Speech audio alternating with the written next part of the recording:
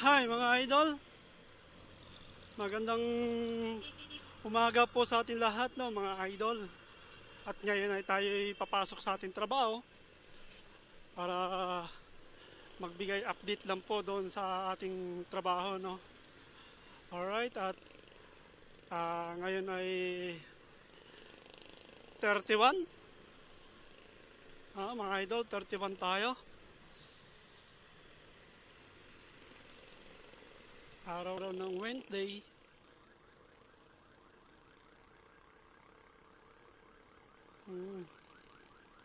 Wednesday pala tayo ngayon, no, mga idol.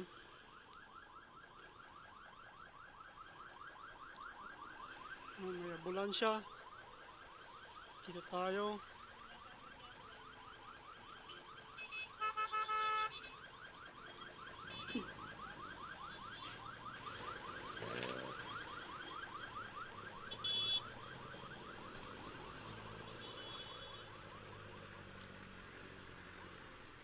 Alright, nandito tayo sa may Batasan Hills, IVP Road. Shoutout po sa ating lahat at kamusta? Lahat po ba ay nakapamili na, no? Ng mga pangangailangan para sa bagong taon, no, mga idol? Tayo po ay hindi pa po nakapamili. Ilan-ilan pa lang yung napamili namin, no, mga idol. Pero okay lang. At baka mamaya magkasahod naman na mamaya. And then dadagdagan na lang yung kung ano yung kulang, no, mga idol. Alright. Yun na, kahapon tayo ay nag-rides tayo kahapon. Kaso maikli lang naman yung ni-rides namin. Puntang Angono Rizal. Papuntang Angono Rizal, no, mga idol. Para mayroon man tayong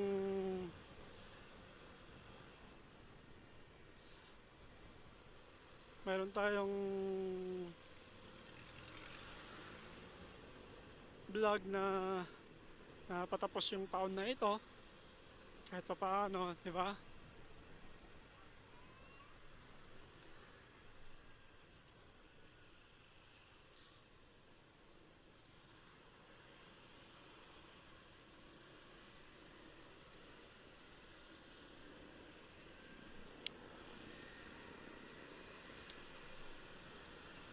Itong taon na itong 2025 para mayroon tayong remembrance na nagawa natin sa loob ng 1 year, diba? Nakapag-vlog tayo, motovlog kahit pa paano. At isa pa, tuloy-tuloy na rin to, mga idol, yung pagmumotovlog ko, no? Kasi masarap sa pakiramdam. Yung tipong napupuntahan natin yung lugar na hindi natin napupuntahan, di ba?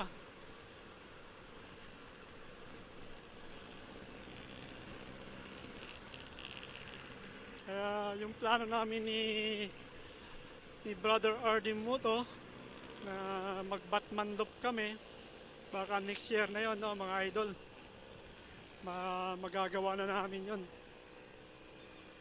Kasi ang plano niya ay next year kukuha na siya ng kanyang D-op. Kaya hindi namin nagagawa yung Batman loop, gawa ngang wala siyang D-op, mga idol, si RD Moto. Kaya baka next year hihingi na siya ng D-op para magawa na namin yung plano namin. At hindi lang yun, mga idol. After nung Batman loop, baka tuloy-tuloy na yun. Kasi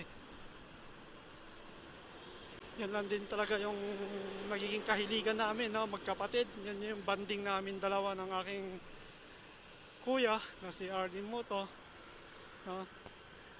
Para maiwasan niya rin yung maiwasan niya rin yung panay-inom ng mga idol, para maalagaan naman yung kanyang sarili. Mahirap kasi either sabihin mo natin malakas uminom si RD Moto Charot Setol para maiwasan yun. Kaya kailangan lagi siya may kasama sa mga rides. Either kung minsan busy tayo, di ba? Hindi na nga ako nagbabiyahe ng Move It ngayon at hindi na ako kumukuha ng pasahero dahil sabi ko focus na lang ako sa aking trabaho. Focus muna tayo sa trabaho, focus tayo sa ating mga goal, diba? Kung ano yung goal natin. Kasi sa ngayon, kailangan natin na kailangan kong may mapatunayan, diba? Sarili ko na mayroon ako nagawa, diba?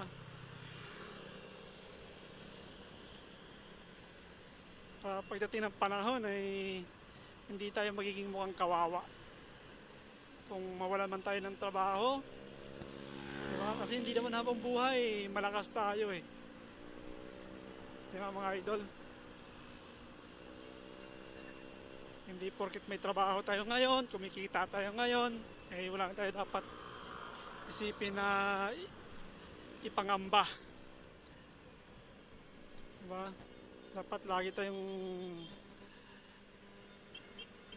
handa, laging nakahanda sa maaaring mangyari o anuman mangyari, di ba?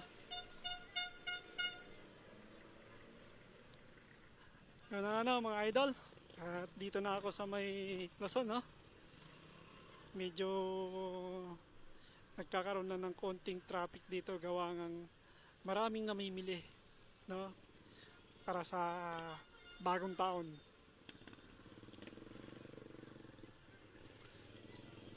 Kasi ito na yung huli ng 2025. Sana in the next year magiging mas maganda at maayos ang magiging kinalabasan lahat ng ating mga buhay. Either maraming mga pagsubok na dumating ngayong 2025 at kung mayroon pa man darating sa 2026, pero sana makayanan natin lahat, mga idol. Kayang kaya yan, at laban lang at huwag tayong susuko sa anumang mga pagsubok na dumating sa buhay natin, dahil ang Panginoong Diyos hindi tayo sinusukuan at lagi siya nandyan, mga idol. Happy New Year po sa atin lahat, advance. Alright, at muli po ako nagpapasalamat sa mga aking supporter dyan sa ating YouTube channel, na Galagal Vlog PH, Galagal Vlog PH, mga idol. Sa hindi pa po nakapag-support, sana po itulungan niyo po ako na madagdagan po ang aking subscriber, sa paisa-isa o padalawa-dalawa. Malaking tulong nyo na po sa akin yan, mga idol. Maraming salamat at hanggang sa muli. Hanggang dito na lang po, mga idol. Sana wag po kayo magsawa na magsuporta sa akin YouTube channel, Galagal Vlog PH, mga idol. Have a nice day po sa atin lahat at mag-iingat po tayo. Hanggang dito na lang at hanggang sa muli. Mga bata, paalam na sa inyo. Bye-bye!